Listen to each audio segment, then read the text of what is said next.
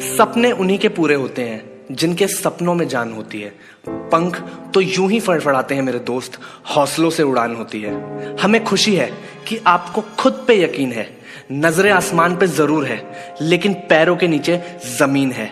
एक कामयाब जिंदगी का मतलब ही यही होता है, अपने लिमिट्स को स्ट्रेच करना, दुनिया के सिस्टम्स को चैलेंज करना, हमेशा उन तरीकों को खोज के अपनाना जिससे आप खुद को एक बेहतर इंसान बना सको।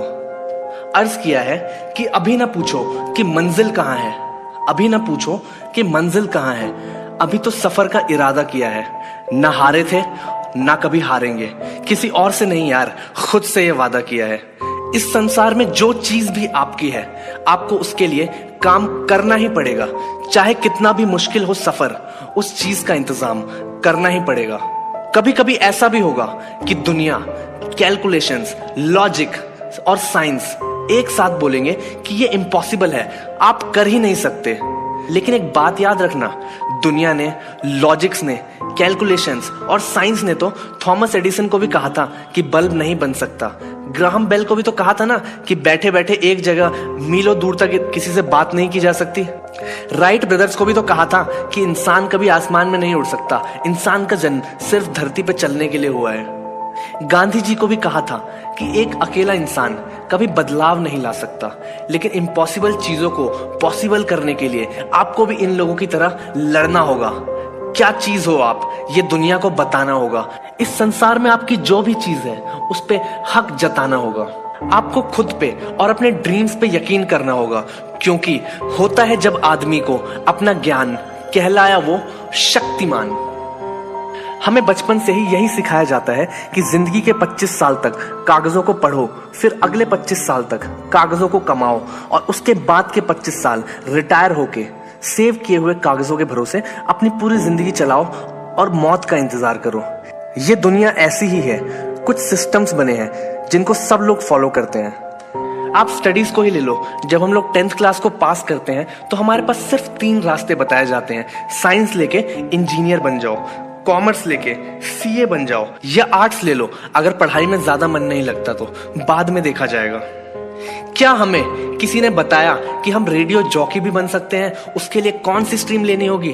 क्या किसी ने बताया कि हम एक यूट्यूबर भी बन सकते हैं? किसी ने बताया कि हम खुद का स्टार्टअप भी कर सकते हैं, हम एक एंटरप्रेन्योर भी बन सकते हैं? किसी ने बताया कि हम साउंड इंजीनियरिंग करके डीजे बन सकते हैं, एथिकल हैकिंग करके बैंक सिक्योरिटीज में जा सकते हैं? ऐसा नहीं है कि इन चीजों में स्कोप नहीं है, बात यह है कि ये चीजें हमारे सिस्टम के दायरे से बाहर है।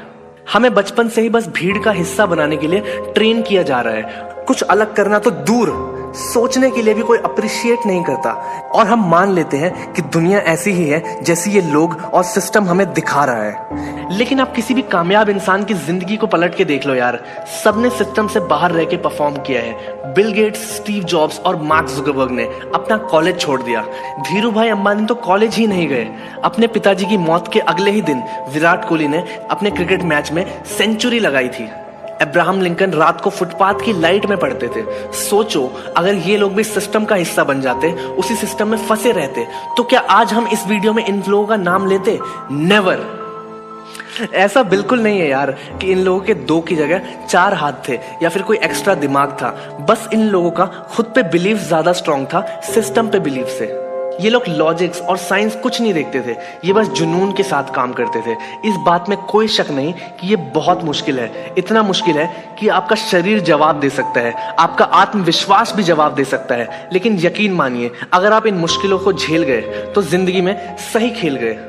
जिंदगी की सबसे अल्टीमेट फीलिंग होती है सक्सेस। कुछ सालों बाद जब आप लोग बूढ़े होके डेथ बेड पे लेटे होगे तो एक सुकून रहेगा कि यार कुछ तो करके जा रहा हूं भीड़ से अलग। एक स्कूटर पर चलने वाला भी एरोप्लेन खरीदने के सपने देखता है। और हाँ, आप लोगों को एक बात याद दिला दूं कि इस संसार में कुछ लोग इतिहास पढ़ रहे हैं मार्क्स के लिए, और कुछ लोग इतिहास को रच रहे हैं अपनी सोच से, अपने जुनून से, मेहनत और खून से।